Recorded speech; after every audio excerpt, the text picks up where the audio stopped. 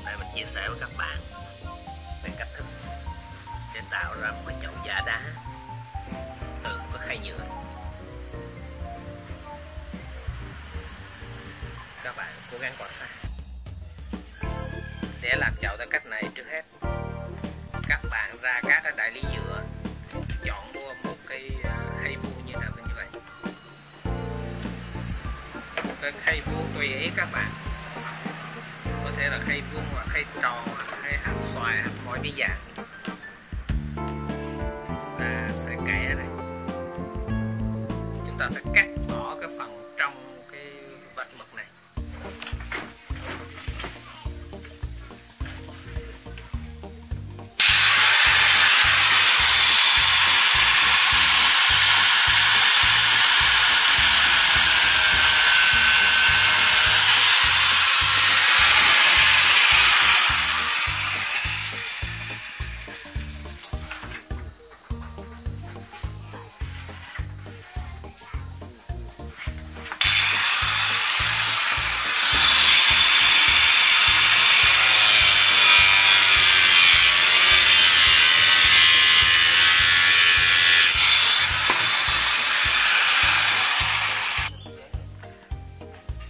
Ở các cái phần góc thì chúng ta sẽ dùng dao rọc giấy các bạn, để chúng ta tỉa cái góc này cho nó đi theo cái đường tròn này. Chúng ta sẽ dùng dao rọc giấy để đi cái này.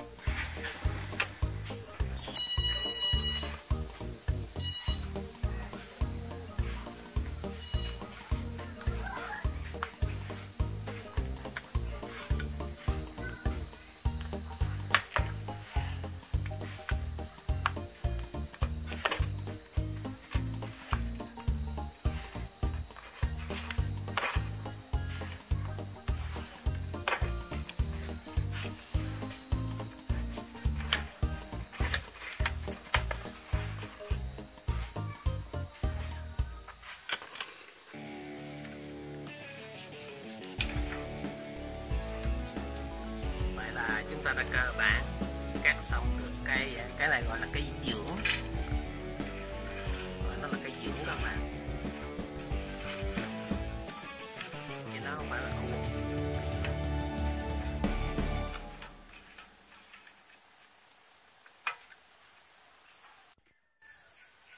Tiếp theo mình sẽ chia sẻ cái cách để các bạn tạo ra một cái câu cát.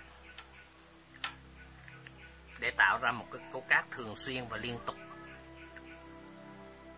và tiện lợi thì chúng ta sẽ tạo ra một cái áo chuẩn.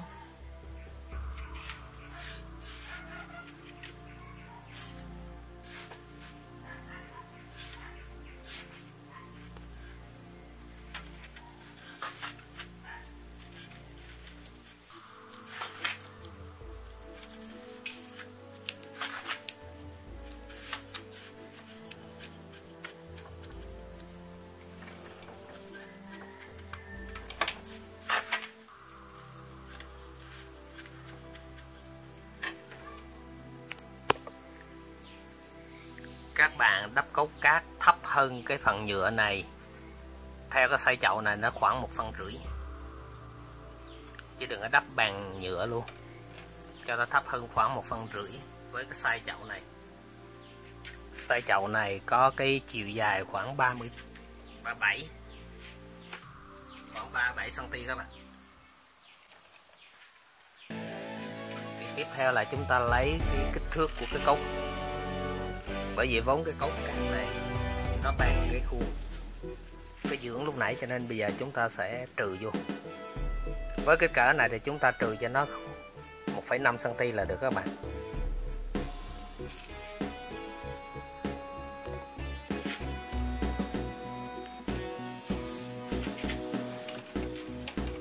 Sau khi đã đánh dấu xong thì chúng ta sẽ lấy cái đường cỡ cho nó.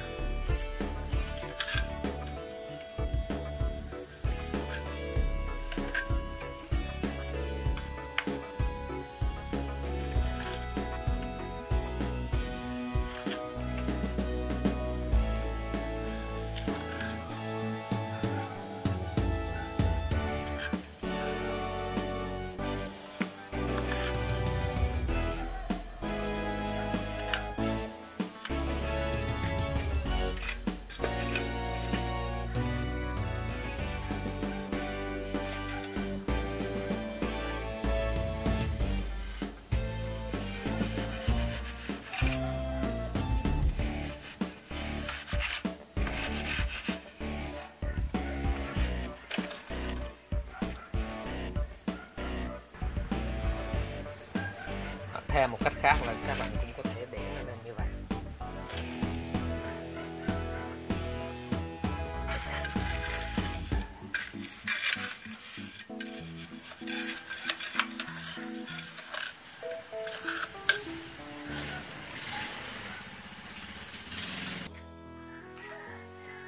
Vậy là chúng ta đã có một cái cấu cát.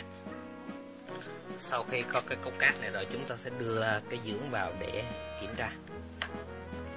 Chúng ta nhích về các góc, khóa các góc để xem cái độ hở này nó đã đều chưa.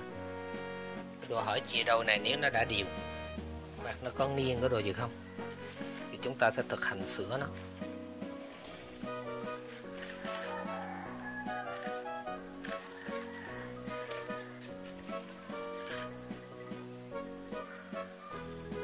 Vậy là cái cấu cát này đã tương đối ok. Bây giờ chúng ta sẽ tắp hộ lên xung quanh. Bây giờ chúng ta sẽ tắp hộ lên để tạo ra cái dụng cụ sau này đắp cấu cát.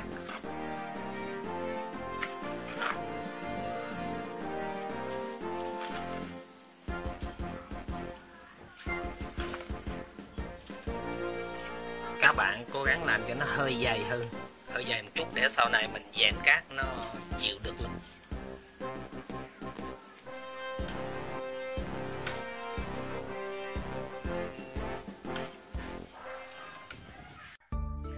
Đây là một cái vỏ áo để chúng ta dùng đắp cấu cát.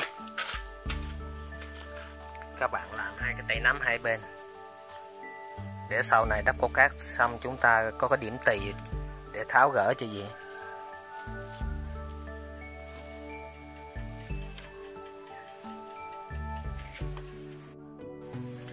Tiếp theo chúng ta dùng những cái thanh gỗ mỏng nhỏ,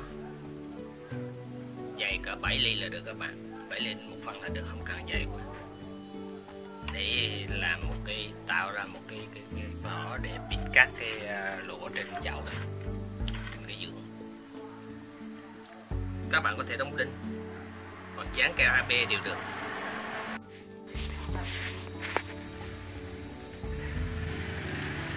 Sau khi dán xong chúng ta chỉ đợi cho nó khô rồi chúng ta cắt gọt bỏ những cái chỗ thừa ra là được các bạn.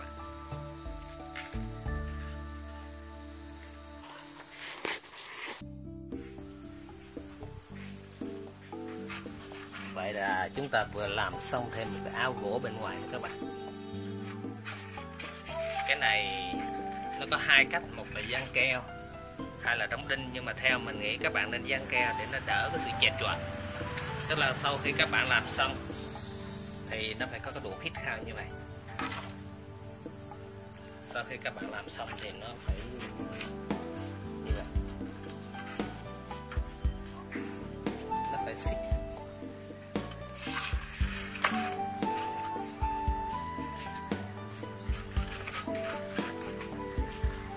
Tiếp theo chúng ta sẽ tạo cúc, sẽ đưa cái cấu cát hôm bữa vào cái áo cấu cát.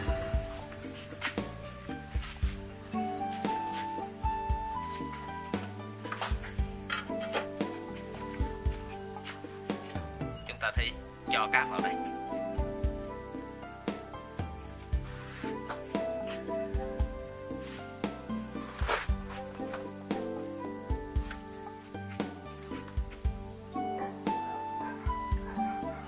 Lưu ý với các bạn là cái cát này chúng ta sử dụng cái cát cái độ ẩm vừa phải thôi.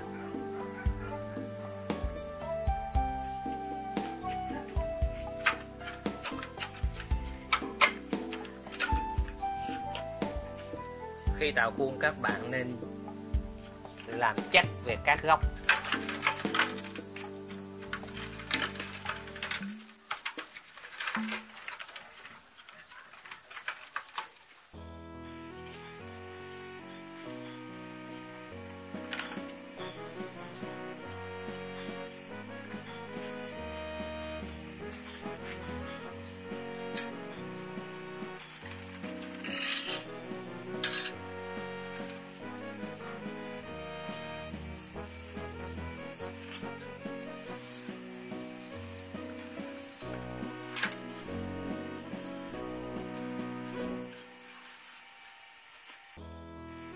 Sau khi đã có cốt cát, chúng ta đưa cái dưỡng này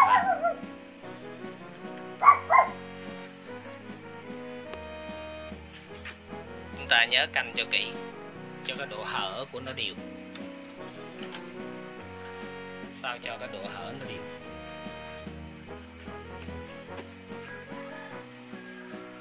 Xong chúng ta sẽ đưa cái áo này vào. Cái áo này các bạn nhớ làm 2 cái kẹp ở đây, 2 cái khóa ở đây, thì chúng ta sẽ kẹp nó xuống gạch men.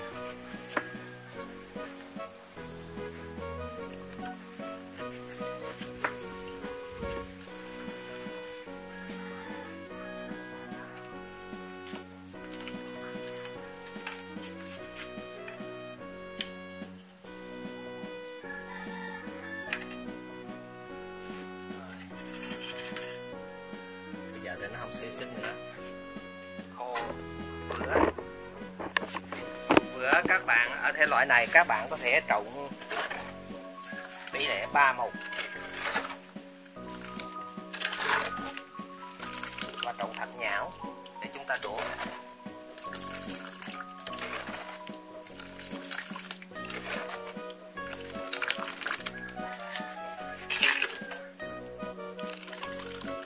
Nó nhão như vậy các bạn.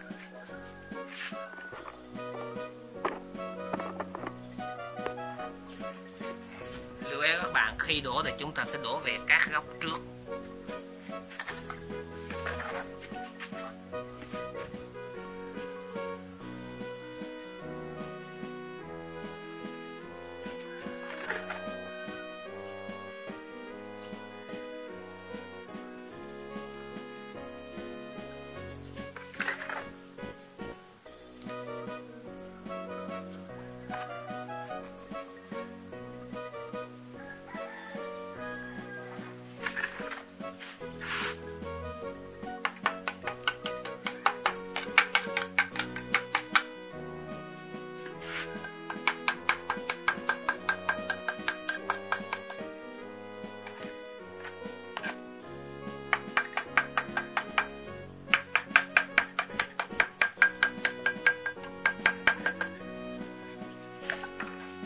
Ta vỗ đều.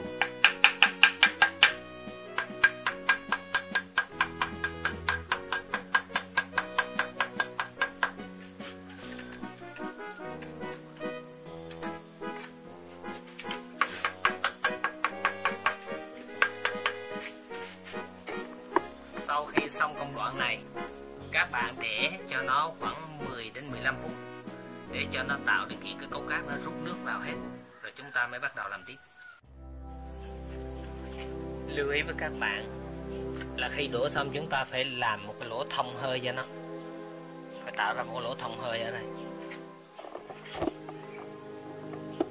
chứ các bạn không để kín, không nên để kín.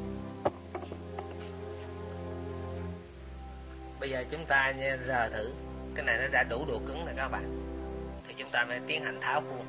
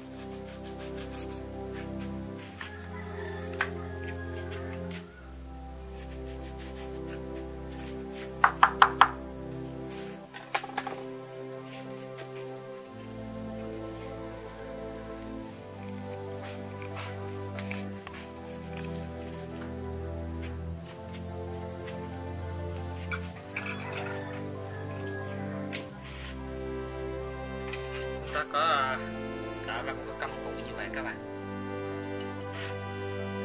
để chúng ta vát lớp hồ này đi.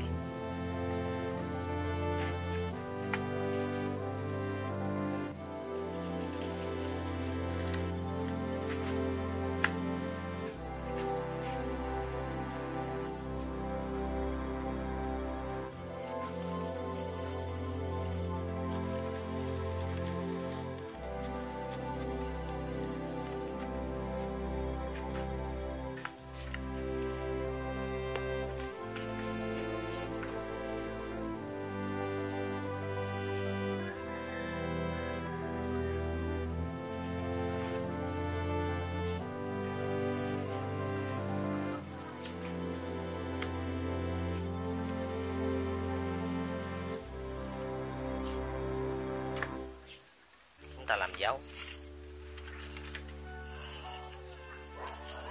cái điểm mà chúng ta sẽ đắp chân.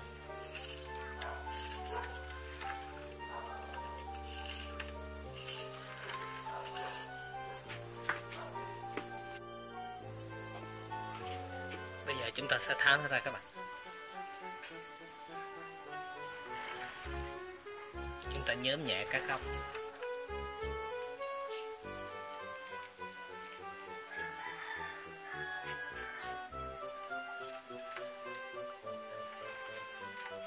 Những chỗ nào còn thiếu hồ chúng ta có thể thêm hồ vào. Trong quá trình co nhót nó sẽ tạo ra những cái điểm thiếu các bạn.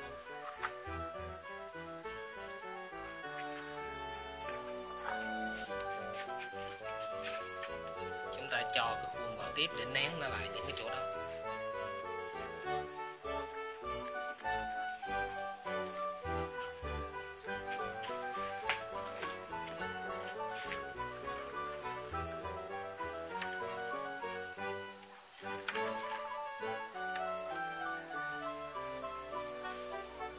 Chúng ta sẽ theo cái dấu này để làm chân cho nó.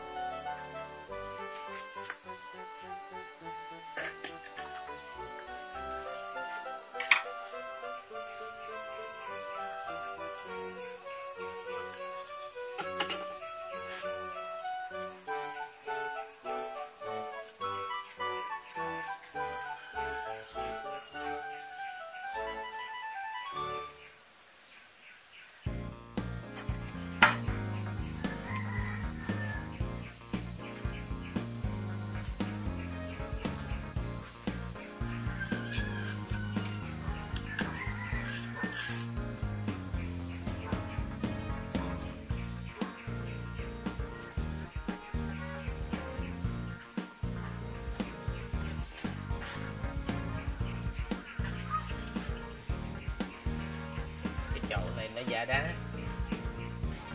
cho nên là nó rất là mỏng các bạn cũng không cần thiết phải quá nắng nó của cái kiểu như cái chậu này làm gì.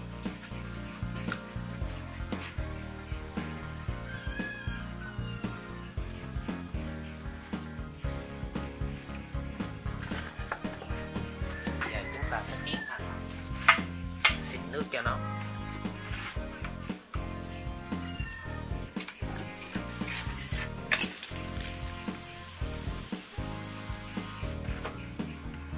Nước nó sẽ tạo ra những cái vết rỗ mịn màng, giống như cái sự gọt rửa trong thiên nhiên.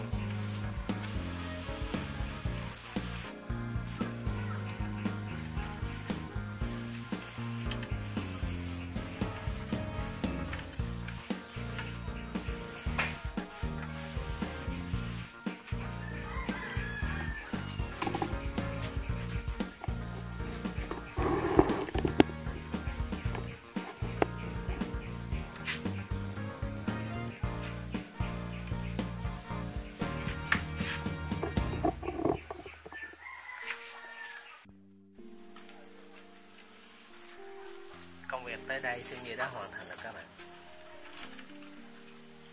Đợi ngày mai ngày mốt tháo ra phơi khô, chúng ta tiến hành sơn giả đá cho nó. Các bạn có thể xem một số video về sơn giả đá mình đã chia sẻ. Chúc các bạn